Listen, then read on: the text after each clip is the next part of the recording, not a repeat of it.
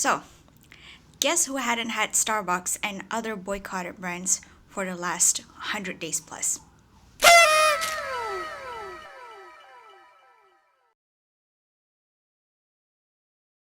Hi guys, and welcome back to my channel. So in this video, our topic is going to be a bit real. We're going to talk about the things that's been going on in watermelon olive country with the lens of the Hunger Games books. Enjoy the show. 5, 4, Enjoy the show. 3, 2, Enjoy the show. Enjoy. It was a good book, but it is such a weird experience because the stuff feels very, very similar. And the book was released back in 2020.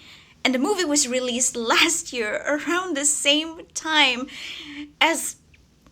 If you haven't read this book, you are totally missing out. And if you've read the Hunger Games series and you sympathize with the tributes and you are on the district side, but in real life you support a side that I would rather not name, I don't trust you. You're weird. So in this video, I will be referring the story as ballads because Ballads of Songbirds and Snakes is like, it's too long of a title. And from the beginning of this video, there will be full-on spoilers. I will not be talking about this book from I will not be talking about this book in chronological order because it's too difficult because I'm focusing on the characters.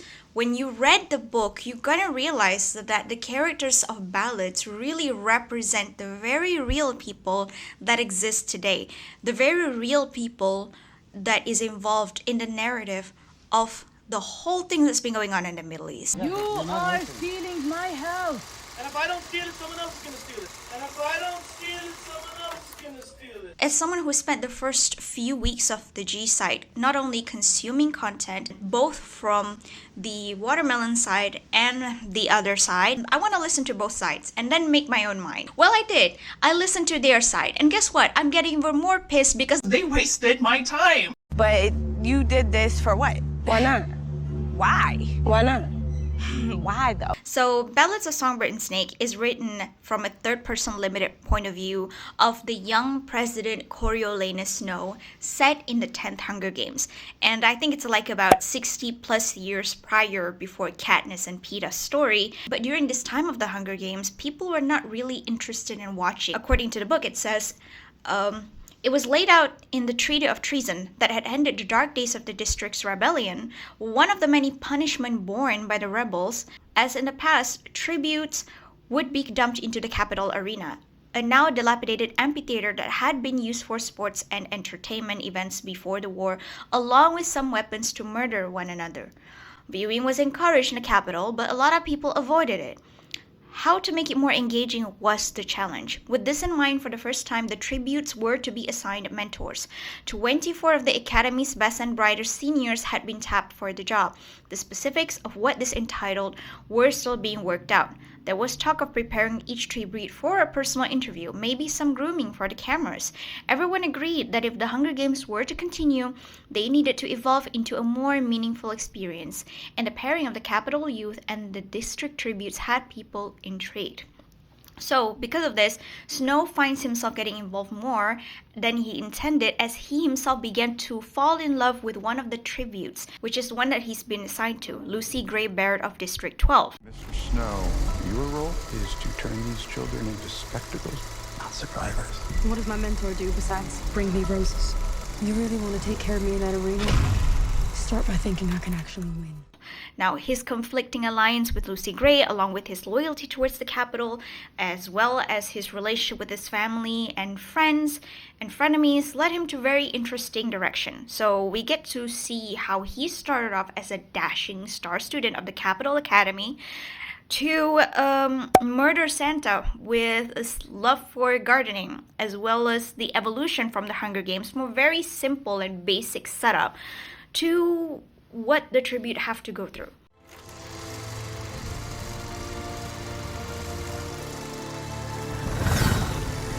Fight!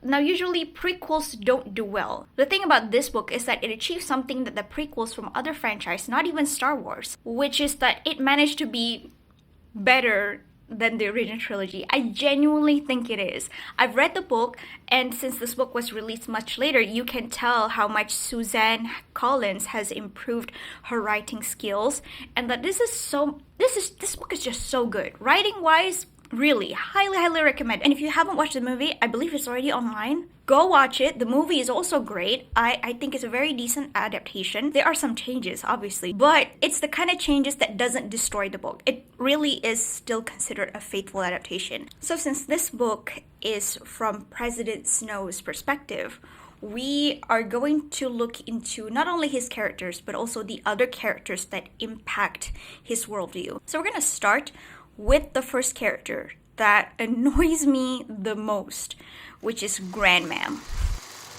We salute you. Just a moment. I can grow plenty more after today.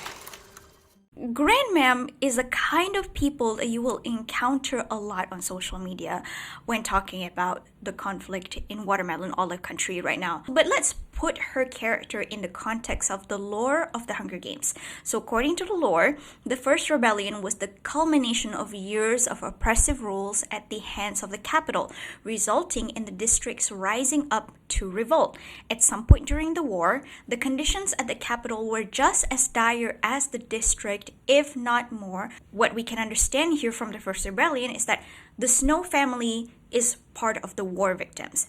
And Grandmam really represents the die-hard supporter of the capital. She's the older generation, the ultra-nationalist, and she's willing to justify everything that her country is doing. As mentioned in page 10, crazy old woman still clinging to the pre-war days. He loved her, but she'd lost touch with reality years ago. Every meal she'd rattle on about the Snow's legendary grandeur, even when their fare consisted of watery bean soup and stale crackers. And to hear her tell it, it was a given that his future would be glorious. When Coriolanus is president, she often began, when Coriolanus is president, everything from the rickety Capital Air Force to the exorbitant price of pork chops would be magically corrected. So now the fact that her son was an honorable martyr who worked for the government, her son was a general. You're General Crassus Snow's boy. What did you do to end up here? I made an enemy, sir. And the name Snow carried so much prestige that it drove her to this symbiotic association. To her, the Snow name and the capital are one and the same, which is why she advocated so much for her grandson to be president and even sing the national anthem every single morning. Come see Coriolanus Snow, future president of Panem. We salute you. Now, of course, being patriotic is not a sin, but Grandmam represents the kind of patriotism that leads to ethnocentrism, basing the value of humanity on whether there are capital verified check marks, okay? So, like, she experienced the huge loss of not only her husband, but her son, especially when mentioned earlier that her son was killed by a rebel in District 12. Ironically, her grandson is in charge of mentoring a girl from District 12. Well, she is experiencing the causes and it is painful to lose loved ones, but she doesn't even try to look at this in a more objective way. Like, why was the district rebelling in the first place? And the fact that she's justifying, oh, I lost my family. So the districts, including the children who are not even born yet at that time, who have no idea, who have zero involvement in whatever is going on, deserves to be punished for eternity. And not only that, her family is driven on the verge of poverty with the capital's increased taxing. She's also trying to defend that. Sounds familiar? Moments ago, from Capitol Hill, House Republicans, with help from some Democrats, approving more than $14 billion in aid for Israel only. Israel and the United States have a special relationship. So special that Israel gets more than half of all U.S. foreign aid. It's a grand total of $121 billion and counting. Money to Israel is given primarily to its military. One of her other obsession is keeping up appearances, because prestige for the Snow family is that important. Heck, even the reason that they called her grandmam is because grandma is too basic. In university during intercultural course, we talk about how ethnocentrism can lead to people being racist, and grandmam is the testament to that. The fact that one of the most racist thing that she talked about is how the only reason why the people in the districts drink water is because it doesn't rain blood sounds really familiar. That's what the people of Gaza are. They're basically hive mercenaries. That is their industry. Terrorism is their industry. So it's time that Gaza ends. The 2 million people who live there, they are clever assassins. They need to be removed from that land. That land needs to be turned into a national park. As for the children, the literal children that was thrown into arena for her and the capital's enjoyment, she has absolutely zero sympathy for them. Need I remind you that they are children? They are literal kids. That little one. She's so sweet. So young. Something about her reminds me of my cousin Maud Ivory. How can you have zero sympathy like that? This is not during the Roman Empire where they throw gladiators with to fight tigers and bears and everything. We're talking about an era that is supposed to be modern enough to consider these kind of things barbaric. In fact, this is a screenshot of some guy, if I can call him that, under the video of an olive child who lost a limb. This guy is grandmam. That's disgusting. She's so drowned in this fanaticism that she doesn't care. Not to mention that she also represents the generation that started these kind of propaganda, and she consumed it. And not only that, she fed it to her grandchildren as well. Just like the people in that side that calls the people of Olives as terrorists, only to say things like this themselves. They have to kick them away. We need to kill Arabs. I would carpet bomb them. And grandmam is exactly the kind of people from that side who thrived on lore, on the injustice that was done to them for years, hundreds of years in various civilization, that they developed this persona, this thinking, this mindset that, they just simply hate us because it ain't us. That's their level of narcissism. Heck, even towards the end, when the Plinth family, the rich family from District 2, helped them buy their homes, remove all their debt, and even when Mrs. Plinth helped grandmam, she calls her a maid. Now I get it, you can say that, she's an old woman, she's senile and everything, but that's just sick. I think one of the most disgusting things that grandmam said is, "You're just lucky that your songbird didn't peck out your eyes too." She's not a rebel, grandmam, she's just a girl. Trust me, that one hasn't been a girl in a long time. Now you can tell what she's probably implying here, right? She's trying to imply that Lucy Gray is a whore. And when after Snows tried to convince her that Lucy Gray is this and that, she can only like Lucy Gray without associating her to District 12, which we're going to talk about later. Because her logic can't even fathom that anyone from District 12 is just a normal human being who is stuck in this hell. So really, grandmam is a representation of people who are just so absorbed and ingrained the propaganda in their every cell since youth that there's no room for any counter argument, and she lives and breathes in the confirmation bias. Well, she of course, like a loving grandmam, she managed to turn at least one of her grandchild into the perfect capital citizen. At the very least, one of her grandchild managed to escape the cycle. I wouldn't sing a note for you if I was her. I wouldn't do anything at all, unless I could trust you. Now, unlike the rest of her family and the other capital-born characters, she is absolutely sympathetic towards the tributes and the people in the districts. She represents people like scholar Nurit Pelil El-Hanan, Dr. Normal Finkelstein, journalist Yuval Abraham, and of course many other Israeli civilians that are advocating for the human rights of Palestinians. What is the state of the left wing within Israeli society? So the people who think like me are a negligible few. As an Israeli, it's very, very important for me to stress that I don't think we can have security if Palestinians do not have freedom. Just like how she is the first person to empathize with Lucy Gray, she said, "Imagine how terrified she must be, Corio. How alone she must feel. If it was me, anything you could do to make me feel like you cared about me would go a long way. No more than that, like I was of value." While throughout the story, we never actually see her interact directly with Lucy Gray, but she is the one in the capital who understands her the most. And it is important to note that Lucy Gray and Tigris shares a lot of similarities, as she is the breadwinner of the family because Grandmam is too old to work. Snow has to stay in school. She's also the people who understand that they both were children whose lives dictated by the people who calls the shots.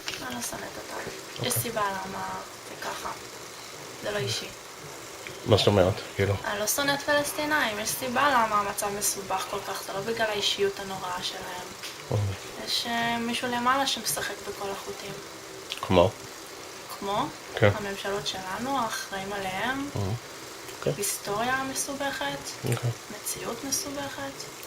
אני לא שונאת אותם אישית. Imagine it was your name that they called and you had been ripped from your home. I just want to know that somebody still cared about you. Don't discount her just because she's district court. You might have more in common with her than you think. And it is really, really unfortunate to us that people like Tigris really just couldn't stand a chance in this world because of some people of power. How tantalizing to see all your shining young faces on this auspicious day. Now, Dr. Gaul might not be the top leader of the capital, but she might as well be, considering the amount of time she appeared on TV, considering the amount of time she interacted with the students. She also doubles as a propaganda machine. Now, because she's the one in charge, it kind of speaks to what kind of nation the capital is. Now, of course, Grandmam and Dr. Gaul shares some things because, like, they're both racist and, you know, they're both are basically wanting to punish the districts. But unlike a Grandmam who is driven by loss, Dr. Gaul has nothing of the sort. You know, she has no family, no friends, no heart, no humanity, no personal stakes. And even she said herself, in order to become the kind of person she is, she said, wars are won by heads, not hearts. But the one thing that she does hold dear is her unwavering ideology. And this is what she said to Snow after she puts him into the arena to fetch Sejanus. What happened in the arena? That's humanity undressed, the tributes, and you too, how quickly civilization disappears. All your fine manners, education, family background, everything you pride yourself on stripped away in the blink of an eye, revealing everything you actually are.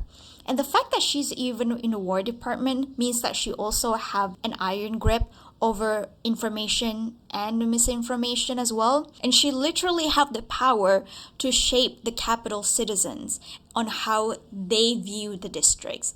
And she chose to view them as less than human beings. You know who did that? The international media is failing humanity once again, from using dehumanizing language to describe Palestinians to firing reporters critical of Israel's aggression. Legacy media outlets are silencing the voices of those exposing Israeli state propaganda. Well, Snow might not see it, but as I was reading this book, I got the impression that she might not be referring to, like, say, oh, humanity are beasts, you know, and we need, like, people like me to control it. I got a feeling that it is actually her own malicious and sadistic mindset, and that she projects that onto people. I think the majority of us are not really interested in doing torturous experiments on people and animals, you know. Snow even said that she's the one that likes to constantly experimenting on humans and animals, yet she's masking every single vile things she does as for the greater good. You asked about the colors, Miss Deathcoat. I want my enemies to see a rainbow of destruction engulfing the world. And her propaganda is very, very effective, considering after the death of one of the mentors, Arachne Crane, that was murdered by one of the tributes. And if you read the book, Arachne Crane is a terrible person. Putting her hand, Corio, introducing her to people. You make it look as if we wanted the same as those animals. And she martyrized someone as terrible as Arachne Crane and humiliates the tribute who are just simply tortured. And it's terrible. And it is also effective considering none of the mentors are willing to back up because they don't want to seem cowardly. And the fact that someone like her has such close ties to the academy really speaks a lot about the capital's education system. It's like when she's looking at her top 24 prospects, she's hosting who's going to be the next top dictator. Interestingly, this is Snow's conversation with one of her classmates, Lysistrata. I know it's to punish the districts, but haven't we punished them enough? How long do we have to keep dragging the war on? I think Dr. Gaul believes forever. It's not just her. Look at everybody. It's revolting. My cousin said to remember this isn't of our making, that we're still children too. That doesn't help somehow, being used like this. Use? Coriolanus had not thought about being a mentor as anything but an honor, a way to serve the capital, perhaps gain a little glory. But she had a point. If the cause wasn't honorable, how could it be an honor to participate in it? He felt confused, then manipulated, then undefended, as if he were more a tribute than a mentor. And what is God's favorite lunatic saying? Even Nurit Pelit Hanan, who is an Israeli scholar, by the way, she talks about Israeli textbook, her study on it, and the way they teach history there. You never see a Palestinian doctor or teacher or child. And the only way they are represented are as the problems and threats Israel considers them to be. For example, as terrorists, so you see face-covered figures, or as primitive farmers. As a result, the children of the capital are unsympathetic, and they see the war as utterly pragmatic, where the loser will be eternally punished. שאני הורגת אנשים. הם סורים והם לובשים מדים בצבע חום ירוק. ערבים. אני מדמיין שכל פעם אני רואה מולי ערבי מת, זה ממש שמח אותי כבר יותר. אתה מקווה שעד שאתה תהיה חייל, תהיה לנו מלחמה כבר עם לבנון עוד פעם. And the war is not about real people. This is a way to diminish any moral or emotional impact on it. Just like Logan Roy would say, "An RPI, you're the best. No real person involved." They keep telling us that Israeli have a right to defend themselves. Really? Another one of the students, with Festus Creed, says, the war will never be over because they will always hate us.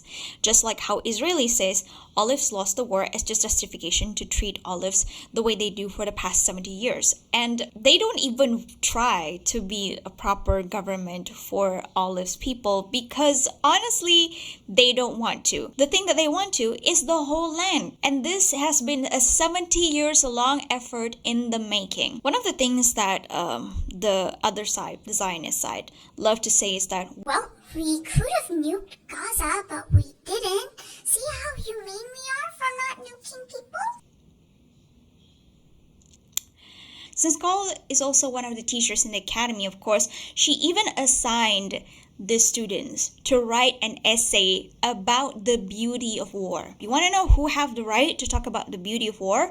My grandmother, who survived the Japanese occupation and was there during the independence of my country. She has every right to talk about it. But I doubt she's going to talk about it in a beautiful way. Because war is shit. Notice that this assignment was not given to the district children. It was given to the capital's children because they're the ones that not only comes on top, but because their luxury all came at the cost of the suffering of the people in the districts. Just like how the luxury and privileges of the people of Israel, of the Zionists, came at the cost of the suffering of the olives people. I'm so sorry your Amazon packages are delayed. I really am. I wish mine came on time. How dare we have a conversation about trade when there are children right now being treated without anesthetic? And I also think the West needs to start to understand that you cannot just go around playing cowboys in the world. There are consequences to your actions. You don't get to give me that speech on how humane you are, because honestly, I don't believe you. Because you really, all you want is just to have your privilege protected. What are the Hunger Games for? The Hunger Games is technically Dr. Gaul's brainchild, okay? How sick you have to be to pit children against children in this war, to propagate them. And not only that, she's also basically using the capital's children to get their hands soiled as a way to get them desensitized over the suffering of the tributes, and definitely refuse to let them see the tributes as nothing more than just animals. I mean, this is the post of an Israeli that keeps saying they want peace and that they are civilized. I guess this is what civilization looked like. I'm not reading that. You read that if you want to. Please pause. That could be Dr. Gaul's BFF right there. It is clear to me that Dr. Gaul and the capital is using the divide and conquer method. I mean, the book itself made multiple appearances in the movie. As the district sees their children killed by other districts, it is much easier to ensure that they will never unite to revolt. They're fighting the Palestinians because they don't want to have Palestine integrated with them because they'll instantly lose their majority. If there's no unity, there's no uprising. If anything, the British actually excelled in that so well in my country as well as in India. And all instance, she's a teacher. You know, she's kind of like a sensei of some sort, you know. Obviously, she needs a disciple, an apprentice, a successor, you might say. And she has set her sights on one particular student. Down in the cage it fell, down in the cage, but it landed. On stage. You're good at games. Maybe one day you'll be a game maker like me. She's basically right, considering Snow gave her the answer that she wanted. If the war is impossible to end, then we have to control it indefinitely, just as we do now. I think that Dr. Gaul's character is a mix between evil genius scientists, like the Nazi scientist Edward Worth, and Lady Macbeth. But when Lady Macbeth whispers bloodthirsty ambition to her husband, she did that to her student. Come,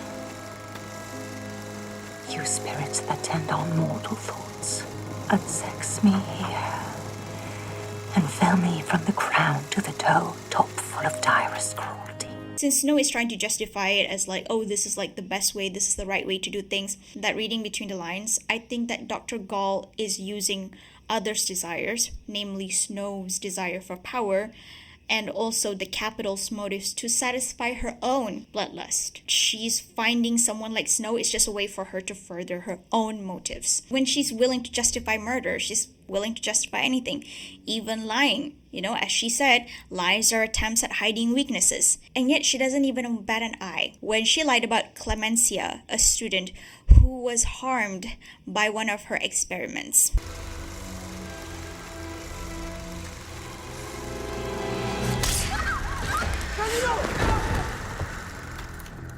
At some points, even Snow himself ruminates on Dr. Gaul's method.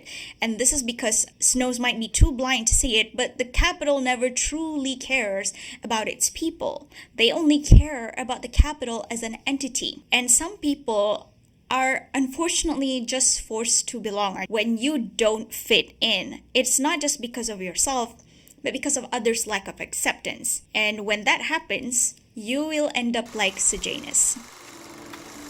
You got the pick of the litter? Forget. I'm part of that litter. So coming from an affluent family back in District 2, well, his district, his family benefits from war profiteering. Sejanus, on the surface, have the same rights as the capital children, but only because he came from money and that his family is politically vital to the country. Clint, and look at his spawn. Who would have thought that you could buy your way into the capital? So they manufacture weapons for the capital, and capital thrives on oppression. And for oppression, you need guns. You need guns to do righteous work, AJ. For every gun is a Bible. For every bullet, a sermon. And so they are despised by their neighbors back in District 2. His father makes the decision to move the family to the capital to prevent Sejanus from getting thrown into the arena. I'm so blameless, I'm choking on it. So Sejanus represents everything that Snow resents, not just because he's district, but as proof that status is not a matter of inheritance. It's not a matter of name, because it's a matter of money. And money is the very thing that the Snow's family clearly lacks at the moment. For Coriolanus, the Plints and their kind were a threat to all he held dear. The newly rich climbers in the capital were chipping away at the old order simply by virtue of their presence. How Snow and his classmates view Sejanus is a testament to how effective the propaganda of the capital, really. Because when he first came in as a child, he was bullied and he's also an outcast. You can't buy class. Did you see his mother's outfit? Sorry, his mom's. Oh. Dress a turnip in a ball gown and he still begged to be mashed. And while on the outside, yes, Sejanus managed to get education. Sejanus lived in a really rich neighborhood. He gets everything that he wants, that he needs materialistically. On the inside, acceptance, friendship, love, none of them is available to Sejanus. And because he's district, even if he's dressed in gold, the people in the capital will still consider him second-class citizens. They might not try to kick him out because he is legal, but like Snow said, he only tolerates him. And as Sejanus said himself, no one here actually likes him, but they do love his money. Sejanus is actually a proxy for the olive people who live and work inside Israel, but they still have a different set of rules applied for them. That's because the other side thinks this is what olives deserve. As Sejanus retorts, I don't care what you say, you have no right to starve people, to punish them for no reason, no right to take away their life and freedom. Those are the things everyone is born with, and they're not yours for the taking. Winning a war doesn't give you that right. Having more weapons doesn't give you that right. Being from the capital doesn't give you that right. Nothing does. But of course the retorts goes on deaf ears because mostly people in the capital thinks the districts are subhuman and thus think he's subhuman as well. And Sejanus is right. Everyone is born free, and it is supported by Dean Highbottom indirectly, as he said, "But surely you're not comparing our children to theirs," asked Lucky. "One look tells you ours are a superior breed. One look tells you ours have had more food, nicer clothing, and better dental care. Assuming anything more, a physical, mental, or especially a moral superiority would be a mistake. That sort of hubris almost finished us off in the war. That sort of hubris was done by someone named tler. And superior breed, surely you understand how familiar that feels, right? The people of the districts are worse off materialistically because their resources, everything that they need, a basic living thing, is being controlled by the capital, not because they were savages as propagated by their government. Like, how can you behave normally when you're lacking all those things that made you whole? You can hear when people are having sex. You can hear when people, you can smell what your neighbor's cooking. You hear every conversation. There's no hiding anything in these camps. They are controlling the air. They are controlling the land. They are controlling us. And right after Dean Highbottom said such things, Snow called it radical. Imagine wanting people to live normally is a radical idea. If you look at it objectively, characters like Sejanus is usually the protagonist, But in this one, we called him a failed hero. Sejanus is just simply too naive, and he has an idealist look at the world, so much so that he is blind to the Judas that is going to stab him in the back. And according to what Snow said in page 180, the right thing to do. Coriolanus realized that this was what had always defined Sejanus' actions, his determinations to do the right thing. That insistence, the way, for instance, he would defy Dr. Gaul when the rest of them were just trying to get by, was another reason he alienated people. Frankly, he could be insufferable with those superior little comments of his, but playing on that might be the way to manipulate him. Snow honestly never really cared about Sejanus. He only sees him as Golden Goose, as his backup plan, as his source of image boosting. Just like in the Hunger Games, how Katniss and Peeta work together to boost their image to the sponsors. Come on, they'll love it.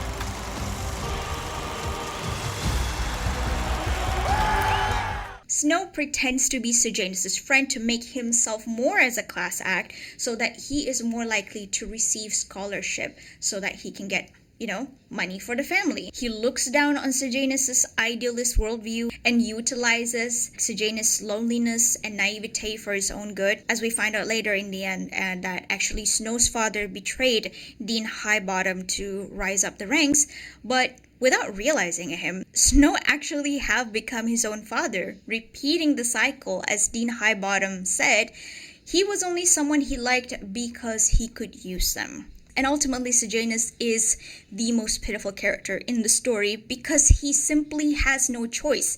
He is constantly being dictated by the people around him and being manipulated by his closest friend. His father uses power to upgrade their family status only for him to be an outcast. His best friend was secretly manipulating him, and he only realized about it probably in the last few seconds of his life. The bank capital's gonna kill me because she knows the man that they killed. It's wrong. We're gonna have to. The thing is, he didn't believe Sejanus would ever really change. Perhaps he was incapable of it, but more to the point, he didn't want to. Already he had rejected what the peacekeeping life offered, pretending he couldn't shoot, refusing to take the officer candidate test, making it clear he had no desire to excel on behalf of the capital. District 2 would always be home. District people would always be family. District rebels would always have a just cause on their side, and it would be Sejanus' moral duty to help them. The relationship between Sejanus and Snow is a representation of an endless cycle. The capital will never acknowledge him, and his heart will never accept the capital. What the capital has done, not only to his childhood home, but his childhood friend Marcus, how can he ever find it in his heart to accept? And why should he, considering the heinous thing that they approve of, considering that his supposedly best friend was going to betray him? You're monsters! All of you! Sejanus is the kind of people, no matter how hard they try, there will always be the other, because the people inside the capital will never accept him. And unfortunately, that is the tragic case of Sejanus, which is why we got the people like Snow who lands on top.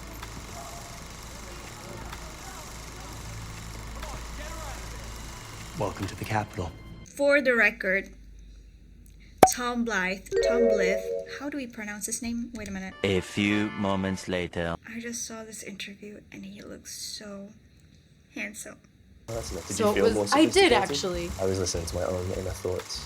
They were not sophisticated. Why do they keep casting these hot people as villain? I'm still obsessing over Ben Barnes the Darkling, and now we have Tom Blythe. Coriolanus Snow is the definition of starting from the bottom. Now we're here. So he is a child that experienced the horrors of war, and so he has a somewhat sympathetic start, like Katniss. The endless dance with hunger had defined his life. Not the very early years before the war, but every day since had been a battle, a negotiation, a game. How was it best to save of hunger? Eat all the food at one meal? Spread it through the day in drips and drabs, wolf it down, or chew every morsel to liquid? It was all just a mind game to distract himself from the fact that it was never enough. No one would ever let him have enough. So yes, in a way, the parallels between these two is masterful, really. Writing-wise, it's perfect. While his family is definitely on the verge of poverty, he is still forced to keep up appearances. For Grandmam, it's definitely about grasping at the glory of the Snow's family past. But for Snow, it is about arranging these stepping stones for a better future. So he's also mentioned it at some point in the story that self-control has become his superpower. So he's constantly careful never to look too hungry, never to look too tired, too eager, too desperate. Oh, and always constantly cool and calm. Hungry? Cooked served steak for breakfast. Got to throw half out. Did you find the potatoes? I boiled them for the starch, and you should really eat something today. Save them for Grandma. Are you sweating? It's reaping day. We gave Driver the morning off.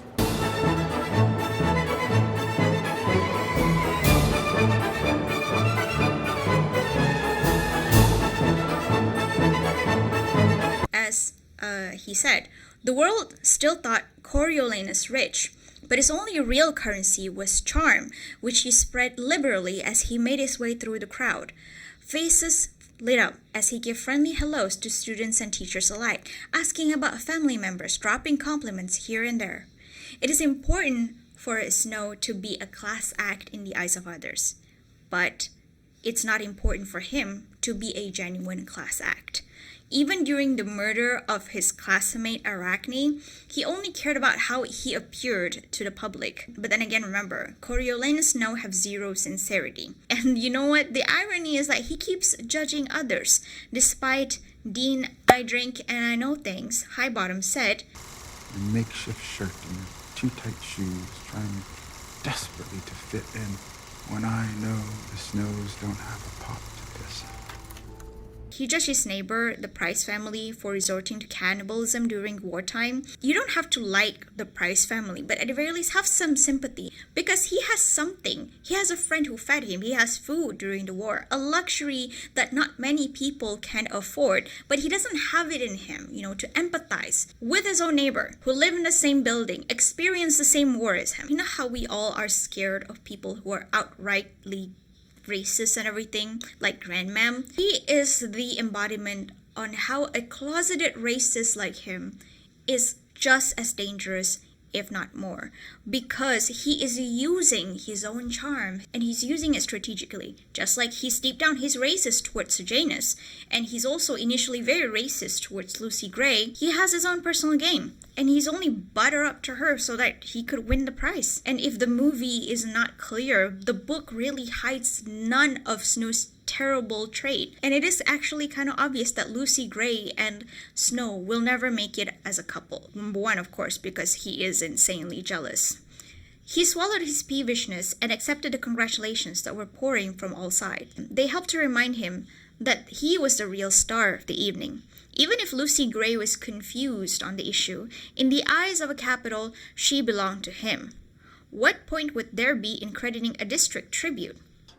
Oh, here he comes, the attention whore. You see how he looks at her as an object? In the context of this line, it was Lucy Gray's singing. Would you say congratulations to the friend of the singer who did there and do nothing but clapping? Coriolanus is so entitled because he thinks that all credit goes to him. If you like him in the movie because he's good looking, I'm not judging you. But in the book, he is detestable. He can't stand being upstaged by Lucy Gray. And this is such a far cry from Hunger Games Katniss and Peeta, because when Hamish was mentor, he made sure to let Katniss and Peeta take the limelight, take the spotlight, because that is how it's supposed to be.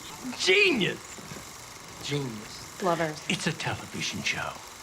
And being in love with that boy might just get you sponsors, which could save your damn life. But it is clear from that thought that he only cares about Lucy Gray, not because it's her, but for the prize money, for the Snow's family glory. And getting the girl is just simply a bonus for him. Prize the girl. How convenient you don't have to choose between them. If they do end up together, he's just gonna end up feeling the way he did for Sejanus, and it will be a repeat of this. Everybody always said when we were in the car, we want to see her, we don't want to see him. And obviously, he wasn't used to that, nor was I. He took it out on me. He was jealous. He's so jealous of Lucy Gray's limelight. He even called his friend, the friend who fed him during the war, as silly old man with his ridiculous powdered wig and his decrepit cat, just for praising Lucy Gray. Also bear in mind that throughout the story, we see him in his head trying to pick a side. There's a scale inside of him that is tipping between good and evil, or the hate or love within him. Whether he's gonna be like his general father, or he's gonna be like his mother. Just like your fathers, Grandmam frequently reminded him. He wished he had his mother's eyes instead, but never said so.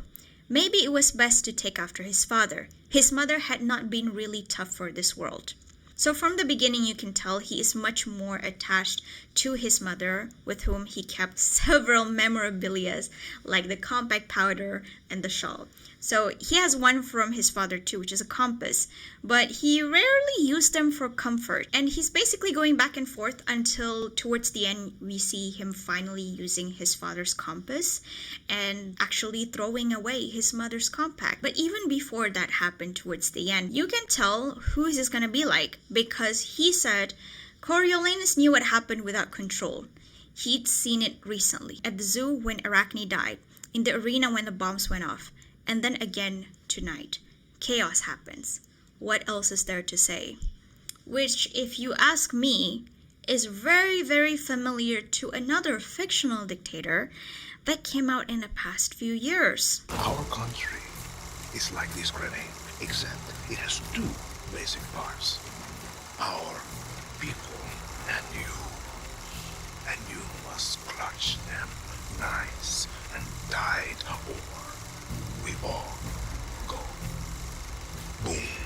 The thing that he said is just like the things that some USA ultranationalists would say. And when people are not happy, a dictator or anyone with a colonialist mindset would never sit back and reflect on what they did wrong to the world and how much they wronged other people. No, this is too difficult. They resort to cognitive dissonance, and their fingers will constantly be pointing at others. Snow also questions the district's rebellion. He reduced the district's angers to childish tantrums. Why did these people think that all they needed to start a rebellion was anger? They had no army, no weapons, no authorities. At the academy, they'd been taught that the recent war had been incited by rebels in District 13, who were able to access and disseminate arms and communications to their cohorts around Panam. Basically, what he's trying to say is that the districts just have to accept their living conditions, their lot in life of having to be oppressed and have to throw in their children in the games every year. And then there's the question, how can the olives fight without looking like a terrorist? They could not, have the idea that someone will act against the occupation peacefully, non-violence, unarmed, armed, anything. Even throwing stones at occupation forces can carry up to a 20-year prison sentence. Even when he became a peacekeeper in District 12, when he looked around and the state of disarray in District 12, he never even stops to question, why isn't the capital taking care of these people? So you throw money into the industries. You don't help them to improve their quality of living. You don't give them education. You don't give them enough food. And the capital is responsible for their well-being. It is the capital that overlooks, that didn't care about their well-being. The Muassi is the place where they all can have shelters. Together with international organizations, we created shelters for the Palestinian people. There is no help here. He is basically a child that is stuck in that war famine. And if you go a step further, he is going to keep using this eternal war logic onto the district to justify continuously punishing the people. And it is someone like Snow that Dr. Gaul counts on to continue her unholy works in the system. Not to mention using whataboutism to justify mass murder, how he keeps bringing up the rebellion at some point to divert the attention from the literal ongoing atrocities. And Snow is using this logic just the same as some of these degenerates to justify the killing of children. What the If that doesn't come from Hitler's script, I don't know what is. He's also spent time looking down on other people's cultures, namely District 2. Coriolanus couldn't help feeling embarrassed for her. If you ever needed proof of the district's backwardness, there you had it. Primitive people with primitive customs. How much bread had they wasted with this nonsense? Oh no, he starved to death. Somebody get the bread. Just like how Zinos are ignorant of the concept of martyrdom, I couldn't find the comment, but I really encountered that this person literally thinks that the parents of Olive's children throw their kids in the direction of bullets and bombs to martyrdom. That's not how martyrdom works, you Martyrdom exists in every country. Just 300 years ago, you were screaming off the top of your lungs, "Give me liberty or give me death." That sounds like martyrdom to me. The American Mujahideen. So Snow is Sejanus's foil, or the other way around, basically. So if Sejanus believe in basic human rights, something is that people are born with, Snow thinks that human rights is a political opinion. I think opinion is something that you reserve for books, movies, favorite food. You don't call like R-word, abuse, oppression, colonialization, G-side. Those are not up for let's agree to disagree. Let's be neutral about this. Want to be neutral? Be neutral about Barbie. Be neutral about Oppenheimer. A G-side? This is not the kind of issue where you can pull a Selena Gomez. You know how some people say that USA is the best country in the world? No, it's not. He genuinely believed that Pan Am, his country, the capital specifically, is the best place to live. It's because he's just too close-minded to think anything beyond Pan Am or capital. Because at the end of the day, he is only creatures who need the capital to survive. Israeli identity depends on denying Palestinian identity. Like a parasitic cuckoo bird, he usurped Sejanus' position as the prince heir. He might not like the family, but he is not above taking their money. You gotta respect the grind. It is the very people that he hates who ended up paying for his life, paying for his education, taking care of his family. He is a hypocrite. His experience of years of maintaining appearances literally caused him to be an empty person on the inside. I know you want to be like your father, but I remember the most about him was that in his eyes, it was just hate. I think you look just like your father, Coriolanus. He is the snake, and while he is definitely poisonous to a lot of people, ultimately the person who can bring him down is a snake charmer. Lucy Gray Fair.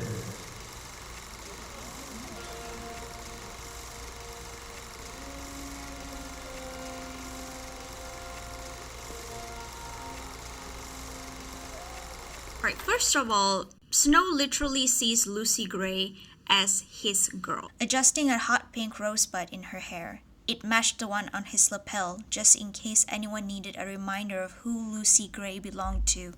In the eyes of the capital, she belonged to him. It was just another reason to hate Billy Tope, although seeing the Covey's rejection of him was deeply satisfying. It confirmed that Lucy Gray belonged to him. Without turning, he knew it was the girl, his girl, and he thought that could be a problem. Jealousy pricked his heart. But no, she was his girl, wasn't she? Billy Tope had to accept that Lucy Gray was no longer his, but belonged firmly and for always to Coriolanus. His girl. His. Here in the capital, it was a given that Lucy Gray belonged to him, as if she'd had no life before her name was called out at the reaping. If that wasn't ownership, what was? She was his girl. She had saved his life, and he had to do everything he could to save hers. His girl, Lucy Gray. His girl. His girl. His love. His Lucy Gray. Shut up! Shut up! Shut up! To hammer in the motives, if Snow's winter is white, then Lucy Gray is a spring's explosions of color, from her dress to her personality. If Snow is the winter season, then Lucy Gray is the flower that will die within it. If Snow's superpower is self-control, Lucy Gray's strength is emotion. And with that emotion, she becomes a songbird. Nothing you can take was ever worth keeping. Since we get a very, very biased point of view of her character, it might be a little bit romanticized. There are some people that speculates that she was only using Snow just like how Snow was using other people. I honestly don't think so. So keep in mind that Lucy Gray is not exactly from the districts, okay? No, my people are Covey. We're like a family. We're musicians by trade, and we travel from place to place as the fancy takes us. At least, we used to, before the peacekeepers rounded us up. But now you're District 12. If you say so. So just like Snow, she survives by performing. The difference here is that her performance is filled with sincerity and genuine love for her craft, and her sincerity really oozes through her singing, which led her to gain a lot of fans in the capital, including Grandmam. She's sad, trashy little thing, your girl, but oddly appealing in her way. Perhaps it's her voice. It gets inside a person somehow. But her fandom in the capital is also proof that none of them genuinely sees her as a person with real suffering. Because if they do, they would want the Hunger Games to stop. And I find this really interesting comments that perfectly reflects the capital's perspective on Lucy Gray's and the tributes. I'm Bosnian, and my family's first-hand experienced the Srebrenica genocide. My parents showed me and told me all of the stories of what happened. Very gruesome, things from a young age. I'm not saying this is a right approach, but I realized early on how Americans around me had the luxury of not having to see or hear about those evil things. Their children were protected from hearing about bad things, let alone experiencing them. And for that, it genuinely doesn't shock me that they are so disconnected from the globe's suffering and suffering of other humans. The rest of us are seen as a source of entertainment. Our suffering is entertainment, like, oh, I wonder what kind of drama is happening right now in the world. They get to lean into that topic, but also lean out. We never had that choice. It's just like No wonder being arrogant is so easy to a lot of Americans. Them saying no to that X people deserve to be unalived is nothing, because they can't visualize what even look like for them. So really, Grandmam can only like Lucy Gray when she dissociated herself from 12. And Snow's feeling the same way as well. In the beginning, he literally sees her as an animal, a pet, a betting horse. Even he himself has to use the same strategy that she's not exactly from 12 to get more donations for her to survive in the games. And this is his pitch of Lucy Gray towards the capital's public. Coriolanus spent most of the time talking about the covey and emphasizing that Lucy Gray was not really district. No, not really at all. The covey had a long history as musical performers, were artists of a kind rarely seen, and were no more like district residents than people from the capital were. In fact, if you thought about it, they almost were capital, and only by a series of misfortunes and somehow landed or quite possibly been mistakenly detained in District 12. Surely people could see how at home Lucy Gray seemed in the capital. And Lucky had to agree that yes, there was something special about the girl, because you can't be special by being a District 12 citizen. And this is, of course, just a part of a grand plan to eventually marry her. I find it weird at first why Suzanne Collins chose to make her not exactly from District 12. At first, I thought that Lucy Gray represents the people that are neutral, because she said herself, my family were covey first and last, not district, not capital, not rebel, not peacekeepers, just us. And you're just like us. You want to think for yourself? You push back. I know, because of what you did for me in the games. And yeah, I thought that she was trying to pull a Selena Gomez over here. But Lucy Gray also commented and debated about the capital's law. Did you really go back, though? That's where I belong. Capital's not for me. At least it's civilized. The Hunger Games are order? She compares herself and the coveys to the birds. Birds, always birds with her. When it comes to the covey, singing, perching, feathers in their hats, pretty birds and all. He told her about his assignment with the Jabberjays, thinking she might be impressed that he'd been singled out to work with them, but it only seemed to make her sad. I hate to think of them caged up when they'd had a taste of freedom. What did they expect to find back in their labs? I don't know. If their weapons still work? Sounds like torture, having someone controlling your voice like that. Which, ironically, ended up being more accurate, considering towards the end the military literally starts to censor their songs. And even Dr. Gaul go ahead and delete anything on the 10th Hunger Games. And Lucy Gray actually begs the question, what if the price of freedom for her is too high? Their freedom to travel, their culture, their voice really represents on how some artists were censored due to political reasons. Well, some artists are just straight up offensive. Some artists really just trying to make a statement about injustice. And the coveys are the one who aspire to leave the districts so that they could lead a better life. Snow dismissed the idea as fairy tale, while he also ignored the fact that the coveys are more worldly according to their cultures. They are travelers. They're more open-minded into the prospect of seeing the world, since it is in their blood, since it is in their heritage. The Covey's love for the open world is just as much as how Snow loves control. Without the control to enforce the contract, chaos reigned. The power that controlled needed to be greater than the people. Otherwise, they would challenge it. The only entity capable of this was the capital. And this is something that the Coveys will never ever agree. Because if you look at it from a G-side perspective, Lucy Gray represents the people in the left wing, and Snow is considered right wing, which is why Lucy Gray and Snow will never ever work as a couple, considering their political worldview are so vastly different. And while Snow did briefly think that life with Lucy Gray in the wild would be great, only because he was just a hormonal teenager. But of course, it won't work, because he is a Snow. Analyze it metaphorically, he is the bane of nature and fertility. And furthermore, he is too tied with the prestige, with luxury in order to live that kind of freedom. Because it is too strange, too chaotic for him not to know where his food gonna come from. And he also considers life for the sake of living is really useless. Just like how the other side keeps saying, like, what all Olive contribute to civilization while at the same time unaliving Olive thinkers and Olive scholars. For people like Snow, he is similar to the Sejanus and white supremacists, thinking that the right to live as normal people or even free healthcare is a matter of political opinion, even though the bulk of Western civilization is built on colonization, on the stealing of natural resources, on the backs of slavery, and of course stealing lands, obviously, and have the gall to call the rest of the world whom they're stealing those resources to build their country from as bottom feeders and moochers. And of course, if say they end up together and Snow eventually take her back to the capital to become the capital citizen, being capital will actually kill her. And this is the future that Snow describes for them. Something tugged at his heart, and the memory of the kiss hit him. Were there more in his future?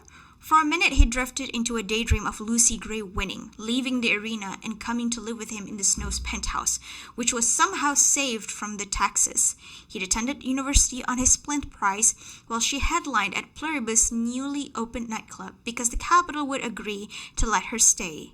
And well, he hadn't worked out all the details, but the point was he got to keep her. And he wanted to keep her, safe and close at hand, admired and admiring, devoted, and entirely unequivocally his. Like a songbird in a cage, in a lab. Being a capital citizen for Lucy Gray is literally like being turned into an A-box. Well, there are of course other speculation that she didn't feel as strongly about Snow as him towards her, how she didn't even hesitate to just say, I'm going to run away, bye-bye. There are many instances that becomes evidence that she does like him, like how she's genuinely pleased to be reunited with him, and they kissed multiple times, and that she wrote a song about him and confessed her feelings through it as the lyrics of Pure as Driven Snow, which is a song dedicated to him. This is because to Lucy Gray, trust is everything. It's everything to me. More important even than love. Without trust, you might as well be dead to me. and this is something that even Snow ponders early on about his own trust in the capital's system. He buried his head in his hands, confused, angry, and most of all afraid.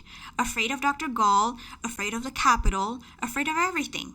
If the people who were supposed to protect you played so fast and loose with your life, then how did you survive? Not by trusting them, that was for sure. And if you couldn't trust them, who could you trust? All bets were off. This parallels Lucy Gray's trust with him. Once the trust is gone, love will follow suit, which is why we get this ending. So at the end for the book, Lucy Gray's fate is open for interpretation. Did she die by the bullet? Did she escape? Did she genuinely just wanted to get out to get food? Or did she already see through Snow's lies? Now in the book, of course, it is much more ambiguous, and there are some minor differences that the movie did, but I honestly don't really mind. First of all, the way that Lucy Gray acted in the book, we can't really tell how she felt because remember, we only get the story from Snow's perspective. However, in the movie, we can tell how Lucy Gray sees right through him. What? Person you killed, Coriolanus. You said you killed 3 people. I only know about 2. Do not lie to me. There was Bobbin in the arena in Mayfair. And who's the 3rd? My old self. Maybe his own anxiety, it makes him project things of all things. And even so, I do like Rachel Zegler's acting in this one because you can see the trust leaving her body without even her outright saying anything, and how her smile feels different, as if like she's nervous, like she can sense that he's gonna snap. Thought it was too early for that. The world changes awful fast. It's still raining. Well, I'm not made out of sugar. In the book, the shawl actually got stuck in the branches instead of falling into the ground. Now, I didn't like this one as much because it's made it clear that she ran away. In the book, you can easily interpret it as like it got stuck in the branch, or maybe she hung it there for convenience, or maybe for the purpose of path marking. And the third is when Snow get bitten by the snake. The movie did not even mention that the snake wasn't even poisonous.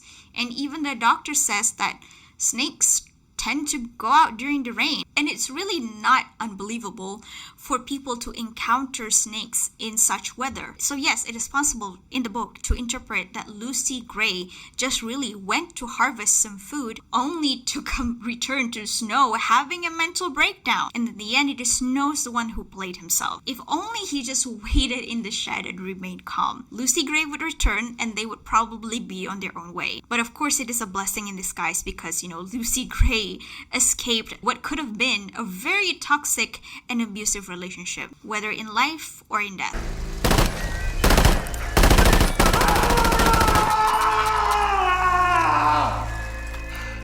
While the book is more ambiguous, the movie kind of secretly give an answer of what happened to Lucy Gray. Did she survive the shot? In the book, there is a song of Lucy Gray, and this is the song that she said she was named after. It tells the story of a girl who disappeared, and the lyric goes, "They tracked them on, not ever lost, and to the bridge they came. They followed from the snowy bank those footmarks one by one, into the middle of the plank, and further there were none."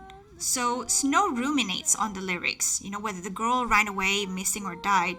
But this is actually simply a foreshadowing of Lucy Gray's fate. And in the movie, we see briefly that Snow shot what seems like Lucy Gray, but never actually found her body, but an earring. So it is alludes to in the book that, like the song Lucy Gray, she simply disappeared like a ghost. She's forever a mystery that haunts Snow, as Dean Highbottom in the movie said. And mysteries have a way of driving people mad. But the movie actually graced us with the answer to Lucy Gray's fate. As the credit rolls, the soundtrack Can't Catch Me Now by Olivia Rodrigo, that is literally the antithesis to the Lucy Gray song. When it goes, "But I'm in the trees, I'm in the breeze, my footsteps on the ground. You'll see my face in every place, but you can't catch me now." So her disappearance made her seem like a mythical creature, a human that ascends beyond the filth of someone like him and his own hubris. And ultimately, she's the one that came out victorious, just like what she said. The footprints. Maybe she flew away. I'm sure she's out there somewhere. She's a survivor. But it's a mystery, sweetheart. Just like me.